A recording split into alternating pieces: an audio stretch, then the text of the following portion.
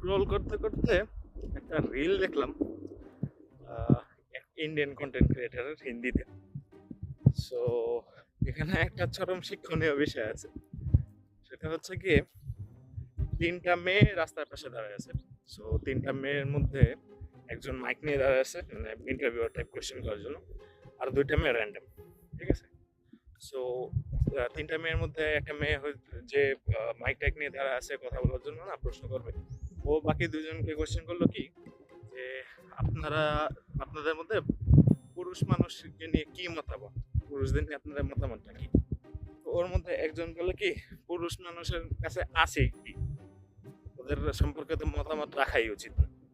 আরেকটা মেয়ের জিজ্ঞেস করলো যে এমন কেন, আপনি কি মনে করেন। তো ও বলতেছে কি, পুরুষদেরকে আমাদের কোনো দরকার আছে নাকি, এই সো কল ফেমিনিস্ট টাইপ আপনার থিঙ্কিং যেটা হয় আর কি। তো পাশ দিয়ে একটা ছেলে যাচ্ছিল, তো ও জিজ্ঞেস করলো, আচ্ছা ভাই, পুরুষ মানুষ এমন কি দোষ করে ফেললো। তো দুইজনেই তো ওর উপরে চড়া হয়ে যায়। বলতেছে, অল ম্যান আর ডগস, পুরুষ কুকুরদের থেকেও খারাপ, তোর মতো কালুর সাথে তো আমরা কথাও বলবো না, তুই যা এদিক থেকে। ছেলেটা রিপ্লাইতে বললো, যদি অল ম্যান আর ডগস হয়, তাহলে আপনার আব্বা কোন জাতের, জার্মান শেফার্ড। তখনই তাদের মুখ একেবারে প্লাস্টার লেগে গেছে।